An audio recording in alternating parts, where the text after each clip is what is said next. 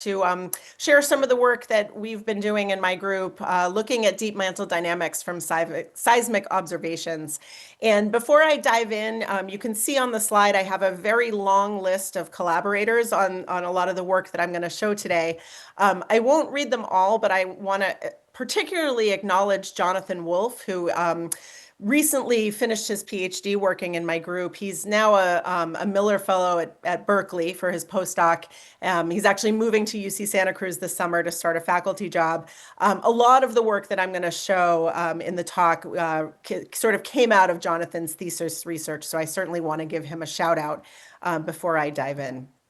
So I know this is an audience and a group that cares a lot about deep mantle structure and dynamics. So I know I don't really have to sell you all on the idea that there are lots of interesting unsolved problems in mantle dynamics and Earth evolution.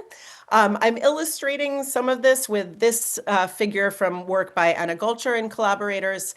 And, not really anything important about this particular conceptual model, but I just put this up to illustrate the idea that there are a lot of unsolved problems about how compositional heterogeneity is distributed in the Earth's mantle. We know that there are structures such as downgoing subducting slabs that may be impinging on the core mantle boundary. We know that there are upwellings from mantle plumes that sample some of that heterogeneity in the deep mantle, that are sampling material from near the core mantle boundary. This particular model is looking at how structures such as beams, so Bridgmanite enriched ancient mantle structures, and recycled oceanic crust might be participating in the mantle flow field. But I put this particular cartoon up not so much because I'm worried about the particularities of this model, but just to remind us that many of these conceptual models for what's going down and what's going on in the deep mantle make some predictions that seismologists are able to test. So in this talk, I'm going to be particularly focused on the D double prime region at the base of the mantle. So of course, this is the bottom boundary layer of the mantle's convective system. Here's another cartoon view of the mantle, and that in particular highlights some of the structures and processes that we think might be going on in the D double prime layer. You can see in the cartoon, and this is work from work by Ed Garnero and Alan McNamara, we have structures such as subducting slabs, again, impinging on the core mantle boundary. We have these large low velocity provinces that kind of dominate the long wavelength seismic structure of the lower mantle. We have upwellings, we have mantle plumes that often originate from the sides of these LLSVPs or perhaps from their centers. We have structures such as ultra low velocity zones at the just above the core mantle boundary. We have phase changes. We have potential phase changes from Bridgmanite to post-perovskite, and maybe some regions of D double prime that are dominated by one phase or the other. So again, this is a deep Earth audience. I don't think I need to persuade anyone that processes at the base of the mantle play a very critical role in a lot of aspects of Earth evolution that we care about, including its thermal and chemical evolution, the generation of upwellings, the overall pattern of mantle convection, and ultimately the connections to the tectonic features that we see at the surface. And the premise of this talk and the premise of a lot of the work that I'm going to talk about is that if we knew the pattern of flow at the base of the mantle, if we knew what the flow field looked like in the D double prime region at the base of the mantle, we would understand a lot of these processes a lot better. So just to say a little bit more about a couple of the features that I highlighted on that previous slide, a little more about the LLVPs, these large low velocity provinces. Of course, big outstanding question about what they are, but we do have a good idea of where they are. So there are, two of these LLVP structures, one centered beneath Africa and one centered beneath the Pacific Ocean.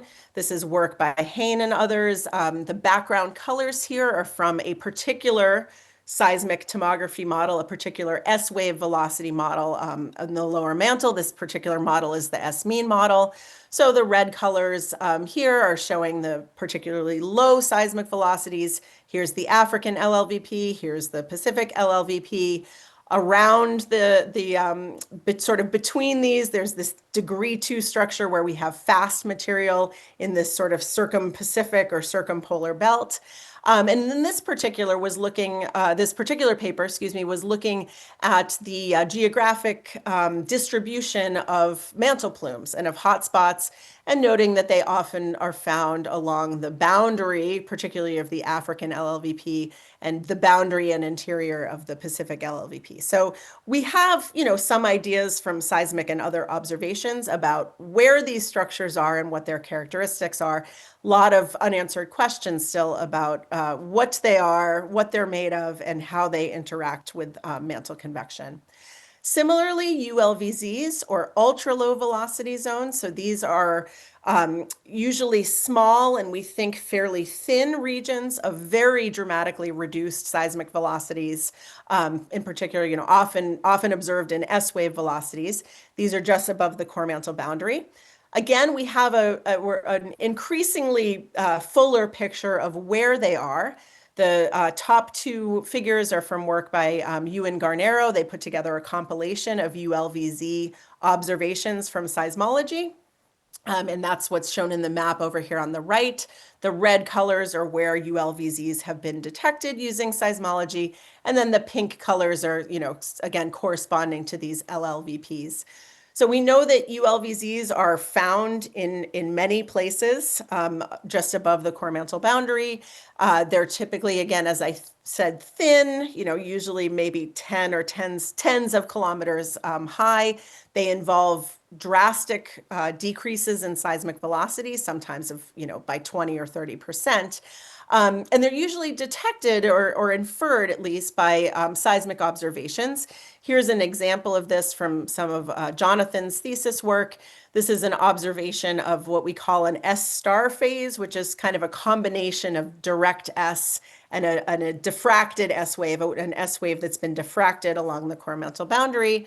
So you see the main arrival here, and then right just beyond the main arrival, you see these post-cursor arrivals, and these are waves that have interacted with this ULVZ, and we can model these post-cursors and say something about the location and characteristics of these ULVZs. So to come back to this schematic from Garnero and McNamara, I hope that these last few slides have illustrated some of the interesting unanswered questions that we have about the structure and dynamics and evolution of the deep mantle. We would like to understand, what are the LLVPs and ULVZs, what are they made of? Are they stationary features, or do they move around? Are they long-lived features, or are they transient? What do they tell us about deep Earth dynamics, and how deep processes in the mantle, how they affect processes at the surface? We'd like to know whether mantle flow, whether kind of ambient mantle convection plays a role in shaping these structures. Do subducting slabs play a role, or maybe the key role, in driving deep mantle flow? We'd like to understand what the flow looks like at the roots of mantle plumes. And the overall kind of driving scientific question here is, what is the pattern of flow at the base of the mantle, and what drives that flow? So the tool that I use, and many other researchers use to think about patterns of flow in the mantle, is observations of seismic anisotropy. So this is the directional dependence of seismic wave speeds. And over the past several decades, this has developed into a really powerful tool for us to understand or say something about the geometry of deformation and flow in the mantle based on seismic observations. So over here on the left, this is a schematic of how this works in the upper mantle. The idea is you have, flow and deformation or strain in the upper mantle. If that deformation is accommodated in the dislocation creep regime, that will lead to the crystallographic or lattice preferred orientation of anisotropic minerals. So in the upper mantle, this is primarily olivine, and these are some results from my Yale colleague Shun Carado's lab looking at various fabric types in olivine.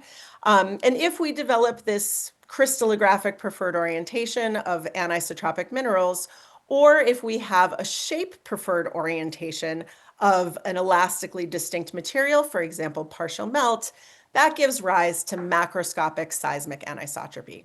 And the geometry of that anisotropy tells us something about the deformation geometry and tells us something about mantle flow. So as a seismologist, we have many tools for characterizing this anisotropy. One of the more commonly used ones, shear wave splitting, is demonstrated in this schematic over to the right. The idea is you have a seismic shear wave that is passing through an anisotropic volume of, in this case, the mantle. The shear wave splits into fast and slow components. So we have a birefringence of the shear waves. And as seismologists, we can measure the polarization of the fast wave. That tells us something about the geometry of anisotropy. And we can measure the time delay between the fast and slow wave. And that tells us something about the strength of anisotropy. So we have a pretty well-developed set of tools for measuring and interpreting seismic anisotropy in the upper mantle. And that's given us an enormous amount of insight into flow patterns and deformation mechanisms in the upper mantle. But how about the lowermost mantle? So we know from seismic observations that the bulk of the lower mantle, most of the lower mantle volume, is isotropic. But for several decades, going back to the 90s, we've had a set of robust observations of seismic anisotropy in the D double prime layer at the base of the mantle. So the figure that you're looking at here, this is from a compilation that Jonathan Wolfe put together as part of his PhD research. This is a set of body wave observations of D double prime anisotropy. And so the color scheme here, again, the gray background colors, these are showing the locations of the LLVPs, and all of the pink and purple colors are showing observations of D double prime anisotropy, and they're kind of color-coded by the number of different body wave methods that were used to study anisotropy in the individual regions. So the bottom line here is that observations of D double prime anisotropy are robust, and we're confident that they are telling us something about flow and deformation in the lowermost mantle. However, there are some challenges. The measurements themselves are quite tricky. So, and that's in large part because all of the body wave phases that we're using to measure D double prime anisotropy, all of those waves have also passed through the upper mantle, which we know has seismic anisotropy. So we have to very carefully account for the upper mantle contribution. We also have the challenge that for the lowermost mantle, for D double prime conditions, pressure and temperature conditions, and for the mineralogy of the lowermost mantle, we don't yet have firm consensus on the mechanism of D double prime anisotropy. Is it crystallographic preferred orientation or shape preferred orientation, for example, of partial melt? The mineralogy of the lowermost mantle and what regions might be dominated by bridgmanite versus post-perovskite, that's not yet certain. What are the dominant slip systems for these various materials at D double prime conditions? Are we indeed in the dislocation creep deformation regime at the base of the mantle, or are we looking at something different? All of these questions are to some degree or another still outstanding. And so when seismologists want to relate our observations of D double prime anisotropy to flow, we're often making assumptions, assumptions that are based on observations, but assumptions nonetheless. A final challenge on the seismology side is that the body wave coverage of the lowermost mantle is very uneven, because of course it's controlled by the distribution of earthquakes and seismic stations at the surface. So that coverage is uneven. Ray coverage is poor in many regions of D double prime. And what that translates to is that often the interpretation of our D double prime anisotropy observations, our shear wave splitting observations, are non-unique. And what I mean by that is for any given observation of D double prime associated splitting, there may be many different anisotropic geometries that are consistent with a given observation. So this is a set of pretty big challenges for observing and interpreting D double prime anisotropy. For the next few minutes of the talk, I want to share a set of innovations that have kind of come down the pike over the last maybe 5 to 10 years of research on D double prime anisotropy. And, it's certainly my group has done a lot of work on this, but many other groups, including seismologists and mineral physicists and geodynamicists, have done some work on this. And collectively, our community has really made quite a bit of progress in overcoming some of these challenges that I've articulated on the slide. And so I want to share some of these innovations with you. So the first innovation is on the observational seismology side. That seismologists, I think we are collectively getting increasingly clever about developing new measurement strategies and working out strategies for exploiting new seismic phases that have not always been included in D double prime anisotropy research.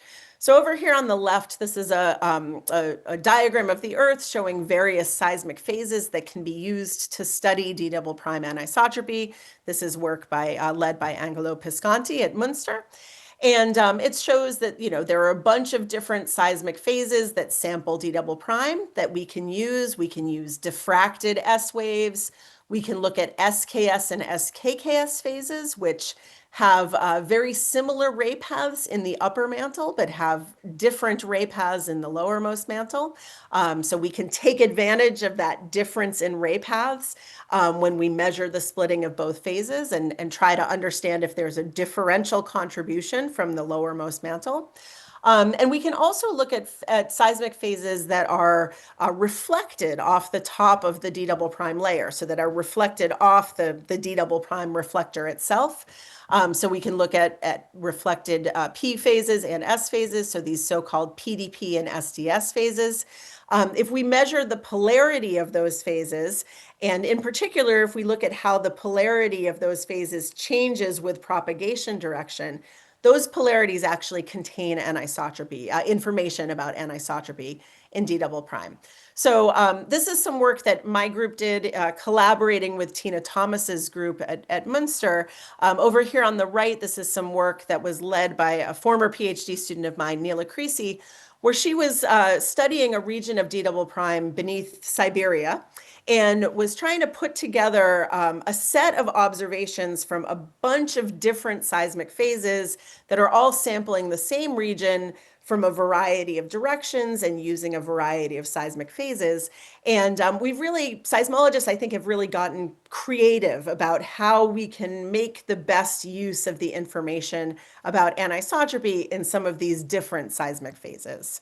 Another innovation on the measurement side that I want to mention is the application of array processing methods to the study of shear wave splitting. So array processing, array seismology using methodologies such as beamforming has been around for a while and is commonly used in the study of the deep earth. And one thing that Jonathan Wolf did during his PhD and in collaboration with folks like Dan Frost and Ed Garnero was to apply these beamforming array seismology techniques to the study of shear wave splitting. And the advantage here is that array-based processing can really increase the signal-to-noise ratio of your data, and it can allow us to exploit phases that really don't show up very well on a single seismogram. And that includes phases like S3KS, which is like an SKS wave, but it actually has two underside core mantle boundary reflection. So it has three paths in the liquid outer core. And then we can also look at, say, major arc SKKS phases instead of just minor arc SKS phases, SKKS phases. Another thing that Jonathan has worked on is using phases such as SPDKS. So these are phases that have a little leg of a P diffracted wave right at the core mantle boundary. These are very commonly used in studies of ultra low velocity zones. And Jonathan has shown that you actually can measure the splitting of these phases as well. So all of this is just to say that seismologists as a group, we've gotten very creative about how to make the most of the measurements that we have to study D double prime anisotropy. A second innovation is that we are, getting better and better mineral physics constraints, and we're getting better and better at taking advantage of those constraints in the interpretation of our seismic measurements. And I know this is mainly a mineral physics audience, so I definitely will give kudos to the many people in the mineral physics community, including people in the room and at this meeting, that have been working on understanding deformation of lowermost mantle materials at the relevant conditions. And so one thing that this is now going back to Neela Creasy's PhD, she was very interested in working, she collaborated with Lowell Miyagi at Utah to basically take all of the kind of experimental and computational mineral physics constraints to take what we know about the likely or possible dominant slip systems in minerals such as bridgmanite and postperovskite and ferropericlase. And what Neela and Lowell did was did a series of very simple kind of, end member shear geometry experiments, and then did VPSC, viscoplastic self-consistent modeling of textures using a set of candidate dominant slip systems. And so what Neela put together with this work was, what we kind of called a library of elastic tensors that could be used in studies to interpret seismic anisotropy observations in D double prime. And these kinds of tools, I think, are really helpful in enabling seismologists to make the best use of the information that we have from experimental and computational mineral physics. A third innovation, and then this is again going back to the seismology side, is that we have new tools for simulating the global seismic wave field for models that include anisotropy and sort of include arbitrary anisotropy geometries, as well as seismic heterogeneity. And there are several tools out there that will do this. A lot of people use SpecFem 3D Globe. I've been collaborating with the developers of the AxiSem 3D wave propagation code. So this is Tarye Nissen-Meyer and Kwangdae Leng. And we've been working with them to implement a way of inputting arbitrary anisotropy models into AxiSem 3D wave propagations, and then wave propagation simulations. And then we've been using this tool, which now can handle arbitrary and complex anisotropy, to do global wave field simulations and really understand how different seismic phases sample heterogeneous anisotropy in the deep earth. And so these tools have really allowed seismologists to go beyond ray theory when we're interpreting our D double prime anisotropy measurements to really understand how different phases sample seismic anisotropy, and importantly, to identify potential pitfalls of commonly used measurement methods. So these tools have helped us get better at modeling our data, but have also helped us to be savvier about avoiding mistakes, frankly, when we're attributing a signal of shear wave splitting in our data to D double prime anisotropy. One more innovation on the seismology side, and I'm going to say more about this later on in the talk, is that we've gotten good at doing, or gotten better at doing simultaneous analyses in different regions of D double prime for both anisotropy and heterogeneity at the same time. And I'm going to come back to this point, so I'll leave that there. But this is really helping us to think about the relationships between anisotropy and mantle flow and structures such as ULVZs or the edges of LLVPs. And those kind of simultaneous observations are really helping us to ask and hopefully answer questions that we haven't been able to in the past. So finally, the last innovation is that collectively, the geodynamics and seismology and mineral physics communities have really come a long way in developing tools and approaches for better integration and comparisons between geodynamical modeling predictions and seismic observations. And there are lots of examples of this. I'm showing a figure here on the left from work by Chandler and others coming out of the Berkeley group. This is a model of a subducting slab, and they're doing texture modeling of post-perovskite in this geodynamical modeling. There was a very interesting paper by Mo Hu coming out of the Caltech group in GJI just in the last month or so that has done some of this work. Over on the right, this is some work that I was involved in collaborating with Mingming Li at ASU. And, basically the punchline here is that the tools to really integrate and compare the results of geodynamical modeling with observations of seismic anisotropy have really come along in the last 5 to 10 years. Okay, so with all that said, and with my material about the innovations that we've collectively made, I want to just share in the last, the last chunk of my talk, share basically 3 little vignettes of recent results that have come out of my group on seismic anisotropy and flow at the base of the mantle. And again, the key ingredients is that we have new observational techniques and strategies. We have dense seismic arrays, and we're really taking full advantage of the dense seismic data we have. We have new tools for incorporating constraints from mineral physics. We have new computational approaches for simulating waveforms and for modeling our observations. And we have close collaborations with mineral physicists and with geodynamical modelers. So the first piece of research that I want to share, again, this is some work that Jonathan Wolf led when he was a PhD student in my group, is looking at observations of anisotropy beneath the northern Pacific Ocean that we think are pointing to a key role for slab-driven mantle flow at the base of the mantle beneath the northeastern Pacific. So the observations here are kind of shown over here on the right. So Jonathan was using earthquakes out here in the Western Pacific subduction zones, measured at stations of the U.S. array in North America. And Jonathan was looking at 2 types of waves. One are these diffracted shear waves. So they have a leg that gets diffracted around the core mantle boundary, very sensitive to D double prime structure.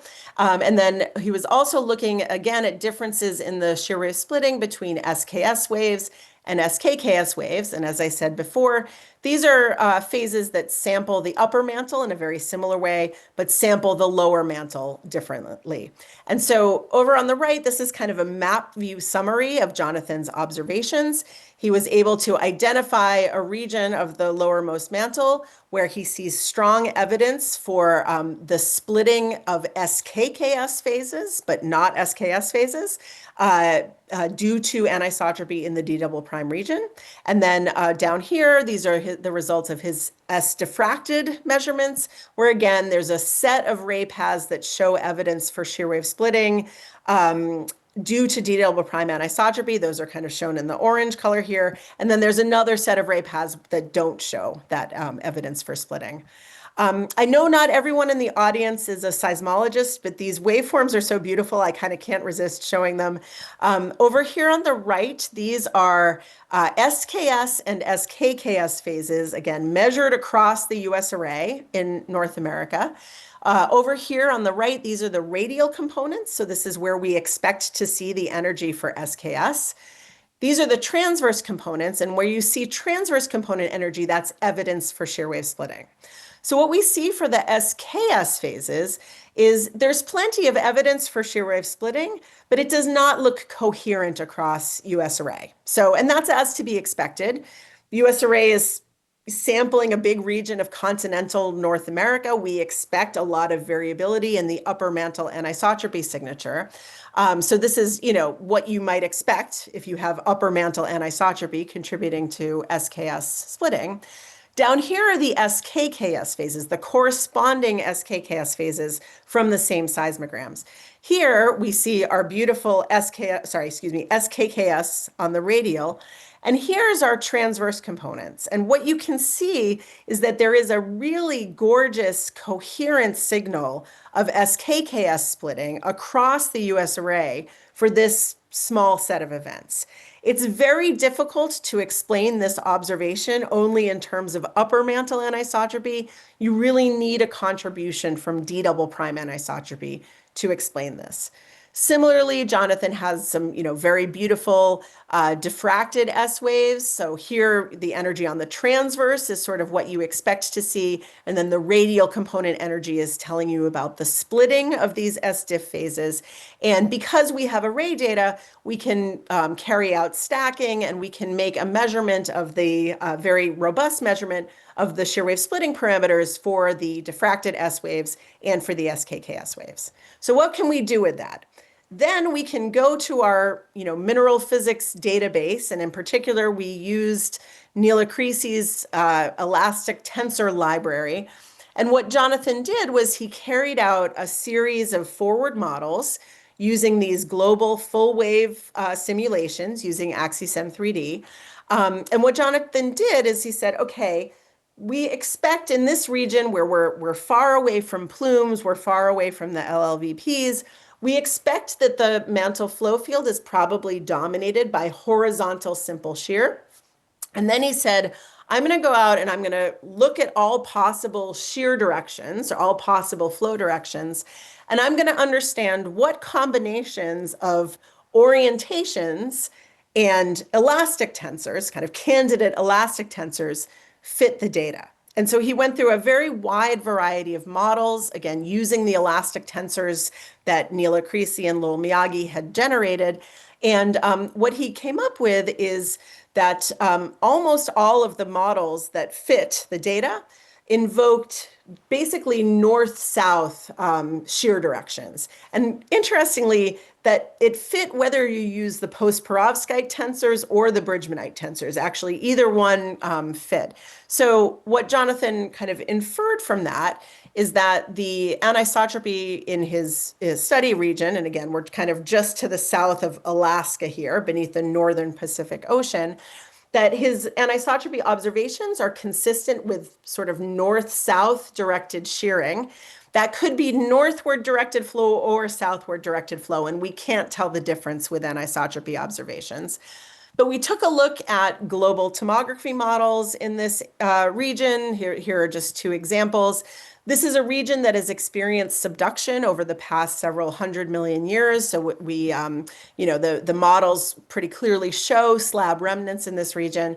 So we're invoking a model that looks something like this, where you have slab remnants from this several 100 million-year history of subduction.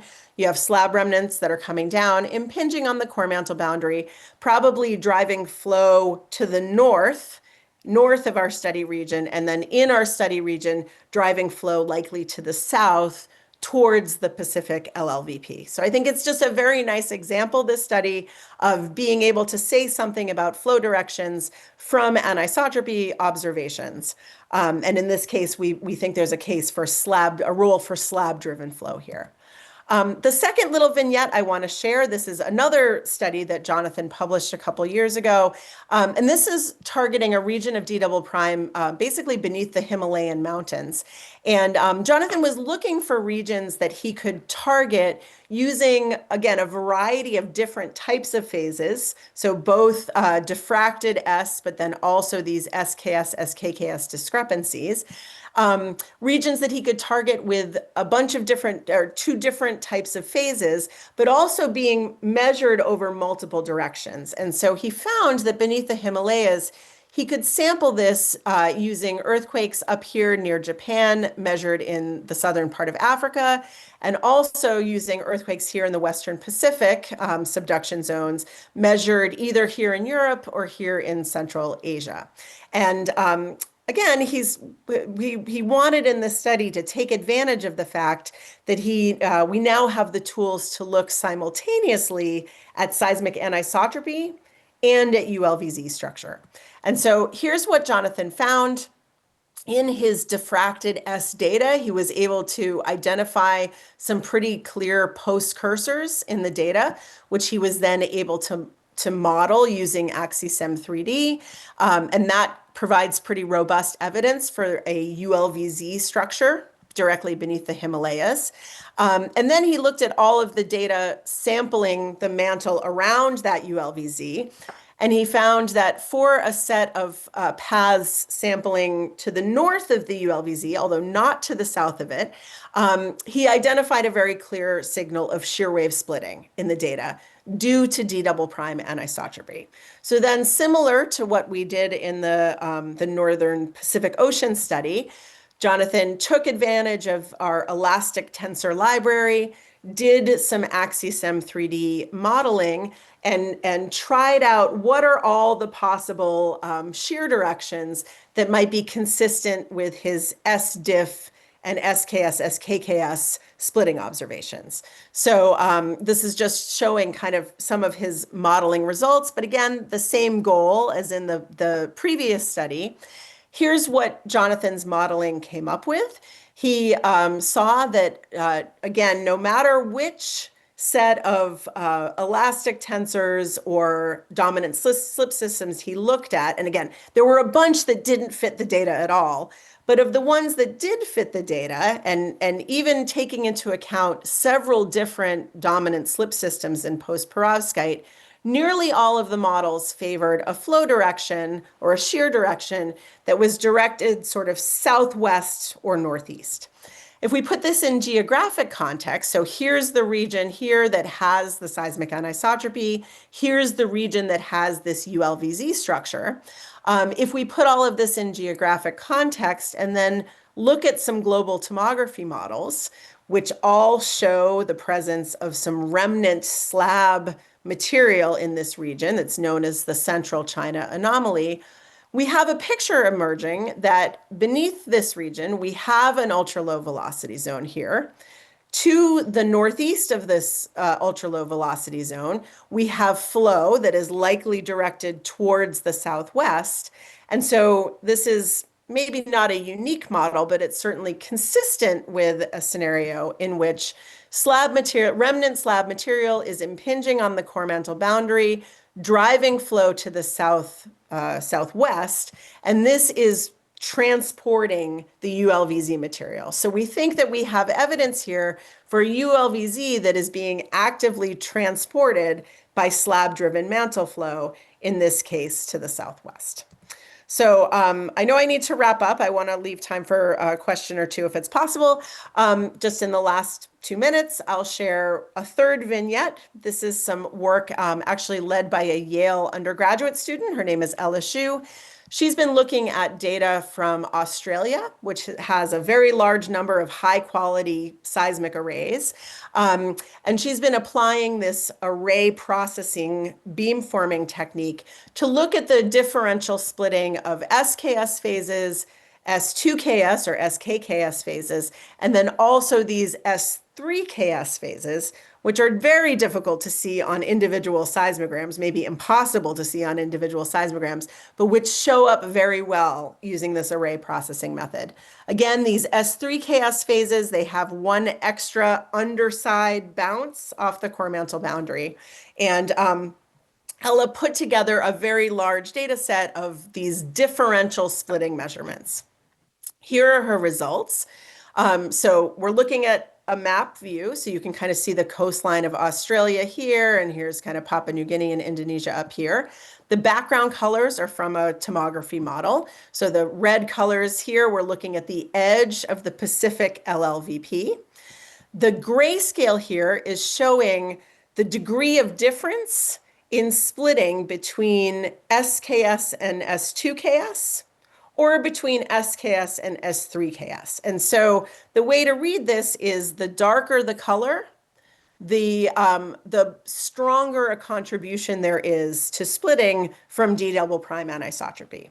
So based on this, Ella identified 3 regions of interest. The first one here is a region at the edge of the Pacific LLVP. Here we have measurements from 2 different azimuths. One of them shows evidence for D double prime splitting and the other one does not. And that's not in conflict. That's actually exactly what you expect if you sample anisotropy from multiple orientations. Sometimes you see splitting and sometimes you don't, and that's what we would expect to see. So one region of D double prime anisotropy here at the edge of the Pacific LLVP, one region of anisotropy down here where we have slab remnant material.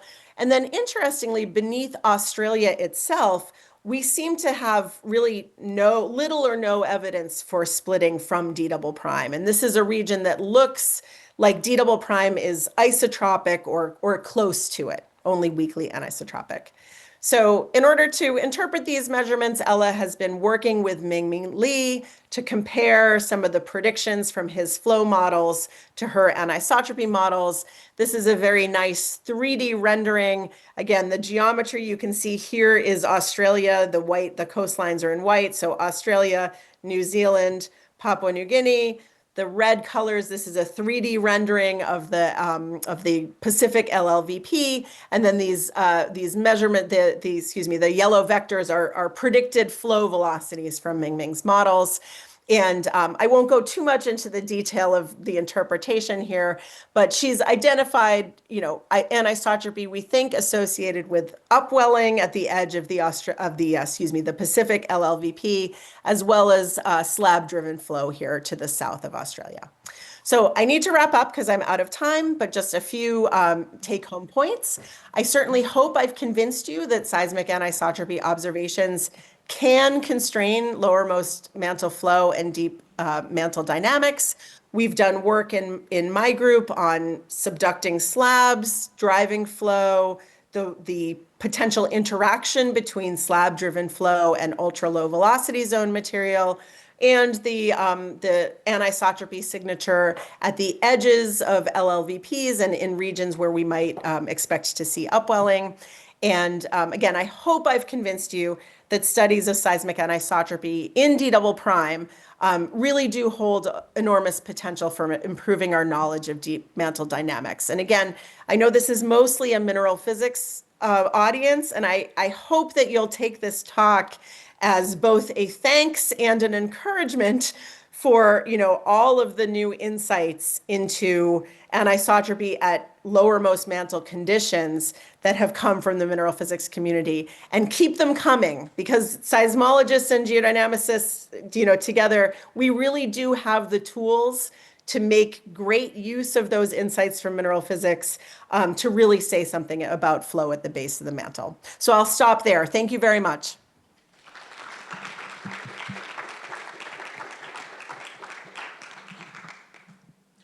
Questions?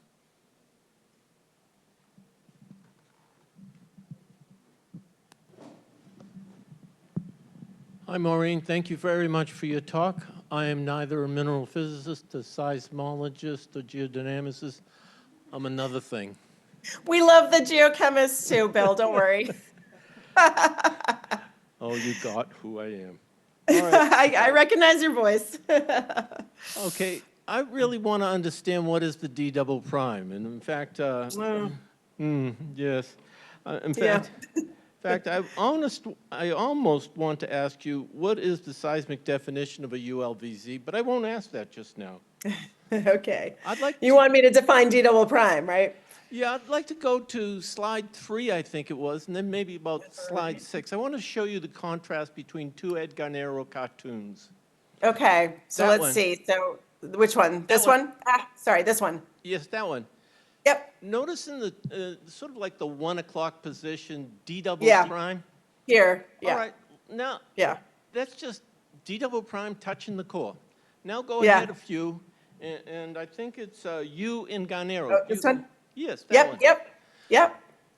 Now, we won't have Ed until tomorrow, but I'd like to ask Ed, why does he draw a uniform brownish layer versus doesn't?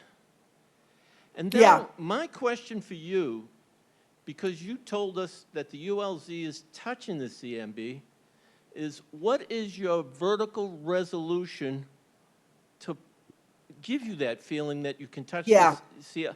And I want to know if you are sitting above Ed's brown layer right here.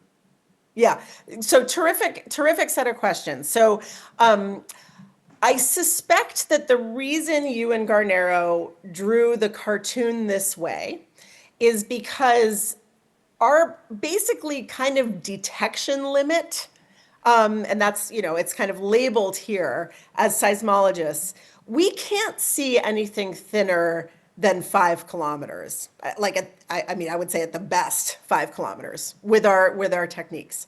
So we can't tell the difference seismologically between a global layer of ULVZ stuff that sometimes pokes up above that 5 kilometer detection limit, sometimes is kind of locally thicker enough for us to see it, versus ULVZ material that truly is just kind of sporadic. So we can't tell the difference between that global ULVZ layer that you sometimes see and sporadic isolated bits of ULVZ stuff. And so I think the way this cartoon is drawn is meant to draw attention to that. And there's been a lot of discussion about, could ULVZs basically, maybe that it is a global feature of a very thin layer of very low velocity stuff right above the core mantle boundary, as you said. That could be, and maybe seismologists are only capable of seeing it in certain regions where it gets thick enough to be above our detection limit. So I don't think this cartoon, you know, I don't think we know. Seismologists cannot say whether this cartoon is right or, sorry, I can't go back. This cartoon is right, but we can't tell the difference, but they're both possibilities. And we should think about the possibility that ULVZs might actually be a global layer that you only sometimes see. Did you see what Pisconti did? Go to the Pisconti diagram. Yeah. Okay. Yeah. This one. Yeah. See what, right at the D double prime? So a uniform. Yeah. thick- I mean, I think here Angelo's basically drawing in the entire D double prime layer. I mean, the first part of your question, Bill, is sort of like, what is the actual definition of D double prime? I've been using it pretty loosely in this talk and in a lot of my papers to just mean the lowermost couple hundred kilometers of the mantle. Another definition is, you know, D double prime is defined by the reflector, right? By the seismic discontinuity at the top of the layer. That's certainly how it was initially defined seismologically. Now, we see that D double prime reflector beautifully in some regions, and we don't see it beautifully in other regions. Sometimes we see 2 reflectors or multiple reflectors. So, you know, it's a little bit semantics, you know, whether you want to use D double prime to refer to just loosely the few 100 kilometers at the base of the mantle, or whether you want to define it by the reflector. In this cartoon, Pisconti is, I think, just pointing out the entire, you know, bottom 200 or 300 kilometers of the mantle, if that makes sense. I want to challenge the man behind me because Okay, I can't see who's behind you. Who is it? you'll find out. Okay. But really, it was great. Your answer was fantastic because you're a seismologist and that's your problem. Exactly. I'm a geochemist and I'll tell you my problem. I think of the D double prime as the conductive thermal layer. Yeah. And yeah. I've been scolded plenty of times for that. The top has a conductive thermal layer, and the bottom basically has to go from 2,500, 2,700 Kelvin to 4,000. Yep. I don't know how it's done, but I consider it to be a conductive layer. Yeah. Should I answer that question? I mean, is that a question really? I mean, yeah, of course. I mean, yeah. Hello, Maureen. That's Stéphane Labrosse. You know. I can tell I'm doing great so far with identifying people from voices. Hi, Stefan. Hi. So yeah, I mean, of course, that's a conductive layer. So what's the point? But it's not only that. It's probably also, you know, compositionally variable and all that. So I don't know. Well, I like the continuous nature of it. So, hi, Maureen. It's Jeroen Ritsema here. Yeah, hi, Jeroen. So in the 1950s, D double prime was defined purely seismologically by the fact that you have travel times that starts to get scattered at a particular distance, and it turns out to be waves roughly around 150 kilometers above the core mantle boundary. So it's a bit like how we define the lithosphere. It's mechanical, thermal, or maybe seismological. D double prime in this particular cartoon, I would say, is following Boolean's definition. It's a lowermost layer The original. with Yep. scattered seismic observations. Yeah, I agree with that. Maureen, I want to add another challenge to your to-do list, which is Yeah, please do. like you talking about anisotropy and about shear wave splitting, but the D double prime layer is going to be very complex, especially in places that you study where you have slabs interacting with UOVZs and whatnot. And so how do you know that some of these observations that you see, specifically in SDIF, are not purely isotropic, but 3D Yeah. complexity? Yep. I'm glad you asked, and I'm also going to point out, so John Hernland, hi John, has also put a question in the chat that is very similar. So John has asked, is it possible for, corrugations on the CMB, so something like CMB topography, which is an isotropic, feature, to produce SKS and SKKS splitting without anisotropy. And he also mentions that, a lot of times we do see these phases using array seismology that are coming in out of plane. So we sort of know, we know that there's heterogeneity down there. We know the waveforms are getting affected both by isotropic heterogeneity and by anisotropy. So I'm glad you asked the question. For SDIF in particular, until a few years ago, I had a phobia about SDIF phases for splitting for exactly the reason that you articulate, Jörn, because there are excellent studies out there showing that under certain circumstances, isotropic structures can sort of mimic splitting, or at least can cause differences in SH versus SV arrival times just from isotropic structures. And I always thought, like, I don't even have the tools to go there.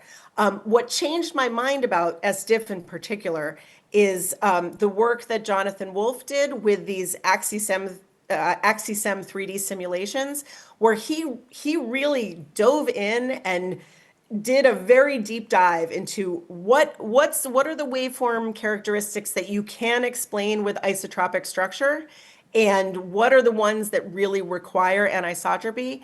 And we really refined our way of looking at SDIF from some of the early studies that had looked at SDIF in particular, to make sure we weren't tricking ourselves into interpreting isotropic waveform effects as splitting. And similarly, John, with the SKS and SKKS, absolutely, there's good literature on how CMB topography, or maybe even D double prime reflector topography, does cause polarization anomalies for SKS and SKKS. So this is another thing that we've played with in the forward modeling. And while it definitely does change the polarizations, it often does so in a way, or in all the cases we've looked at so far, it does so in a way that does not quite mimic splitting.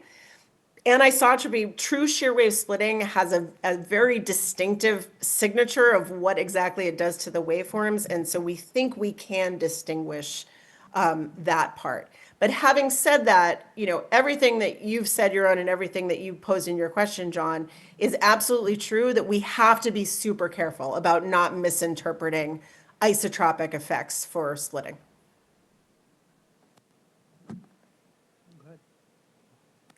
Okay, next question. This is Suzanne, Maureen. Thank you for Hi, your talk. Suzanne. Good to see you. Yeah. So what's the weather like? Yeah. Cold.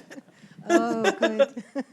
All right. So my question is about SKS and SKKS. And one was split and the other one wasn't. Yes. And how do you know that was caused by D double prime and not, say, by P wave splitting in the stratified part of the outermost core? Ooh, good question. Yeah, so because of the P to S conversion, that does narrow the range of possibilities that for the effects on the SKS wave. This is, almost another version of the same question of, isotropic versus anisotropic effects. I have never seen any wave field simulation that has any, kind of outer core structure that's able to mimic true SKS splitting using outer core structure. And again, because of that P to S conversion, certainly it's true if you've had splitting, you might have multiple, if you have, I guess, a split wave coming out of the core mantle boundary, then you're going to be effectively splitting two different waves. But we've never been able to, with a forward model, kind of reproduce this type of waveform behavior, which, kind of the true splitting with outer core structure. Having said that, I'm very open to the idea, if anyone can show that this might be affected by outer core structure, that would be kind of cool because that would give us another probe on the outer core. So I'm not convinced that it can happen, but I'm certainly open to ideas about it. Thanks. Okay, another question from me, Stefan. Yeah. Okay, Please. just maybe actually a couple. Just a curiosity from me. How do you implement real 3D anisotropy in a axisymmetric model, which is 2D? Yes. It's Yep. not clear to me. Yes, so good question. I'm glad you asked. So, and you can ask the same question about 3D heterogeneity. So AxiSym 3D is able to, even though it's built on an axisymmetric model, it's able to handle fully 3D heterogeneity and fully 3D anisotropy. And the way that it does, and I have to make clear, I am not among the developers of the code. I was involved a bit in the anisotropy kind of piece of it, but I can't take credit for the code itself. The way it handles it is it's essentially doing an axisymmetric model, sort of recognizing that most of the effects on the waveform are from structure in plane. And then it does basically a Fourier expansion to account for all of the out of plane structure. And so how well this works depends on what that heterogeneity looks like. So you actually have to be very careful when you're designing your AxiSym 3D simulations that you are doing that Fourier expansion to a high enough degree to actually capture the structure that the out of plane structure or the fully anisotropic structure that you're thinking about. But that's how it handles it. And so the advantage is then it has some of the, computational advantages of the axisymmetric approximation. It's doing other stuff too because it's doing this Fourier expansion as well.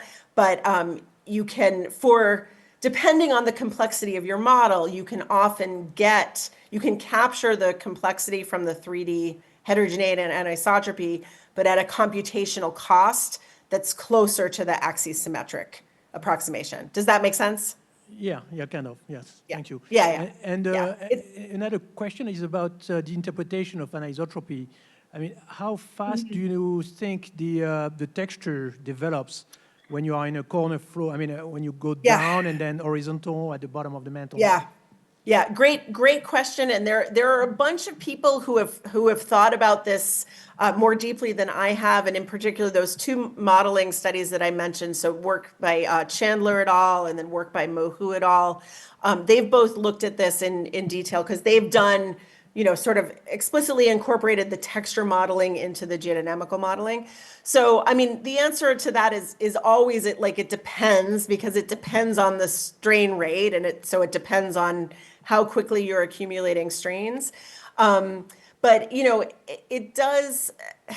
A lot of those studies have shown that once you accumulate a strain of, say, a couple 100%, so gamma of 2 or so, you really do start to overwrite and overprint any previous texture. So you don't need enormous strains in order to get kind of well organized texture. And at the core mantle boundary, at this horizontal boundary layer, and certainly in regions where you have a slab impinging or an upwelling going, you do get to high strains fairly quickly in a lot of the models. So that's kind of the short answer. And then, that the paper I cited by Ming Li and others, that work came out in JGR in 2024. And we did look at this sort of like, okay, if you assume you need this amount of strain to reset texture, what are the regions where you're going to see that and where are the regions that you aren't? So it's a good question. There's no kind of universal rule of thumb, I would say, but it is a question that we can get at if we have some understanding of how much strain you need to reset texture, which we do at least a little bit.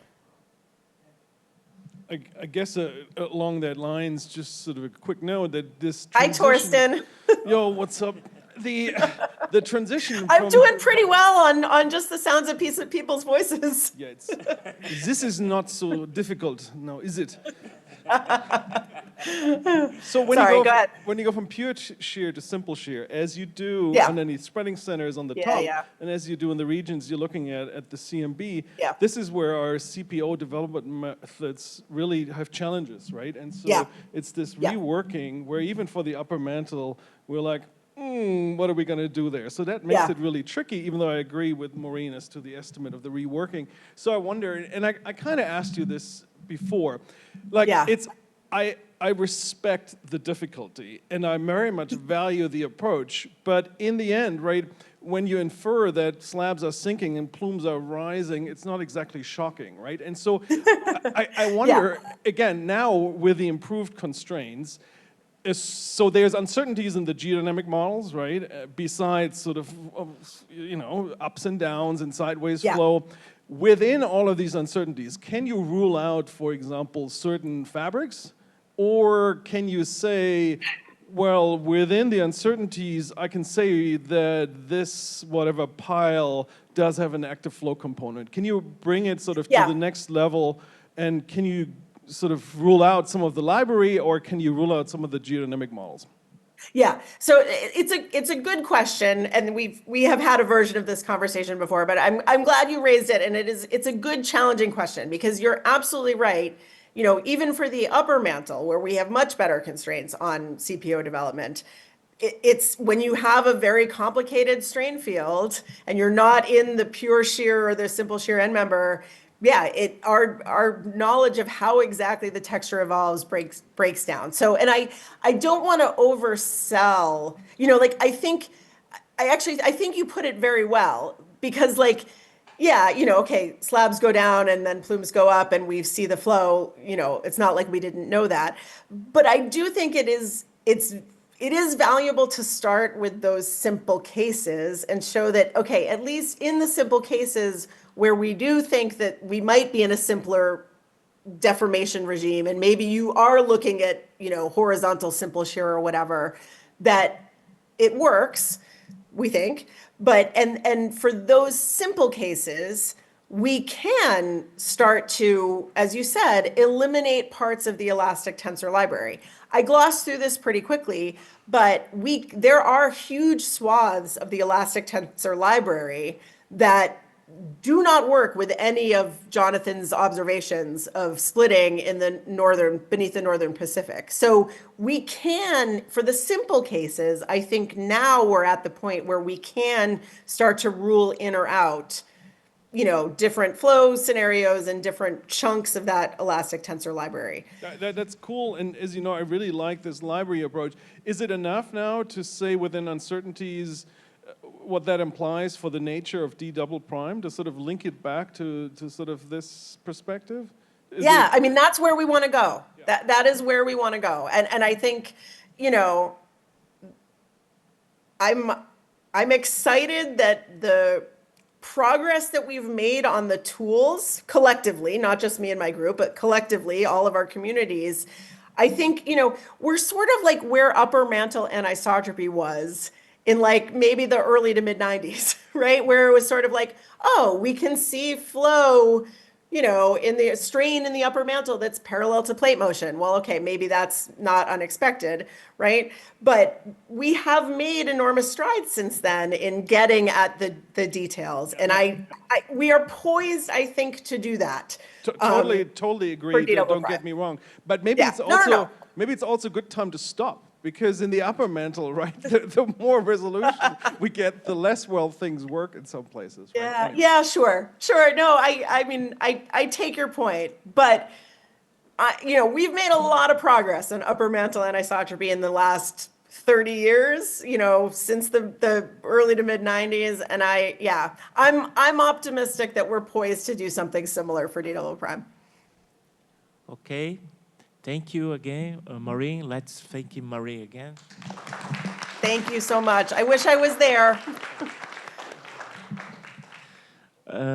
Maureen, we are just about to start a discussion time here, but yeah, we need to take a picture first. If you want Yes, to of join course. us, it's about 5 minutes. and- Unfortunately, Okay. I actually have to go teach. All right. I have to go Okay. teach my class. I'm sorry. Oh, no problem at all. Yeah, but I'm hoping to be on for some of the discussion tomorrow. No, So for I'll sure. see you all then. Okay. Yeah, okay. Thanks so All much. right. Bye-bye. Thanks. Bye-bye.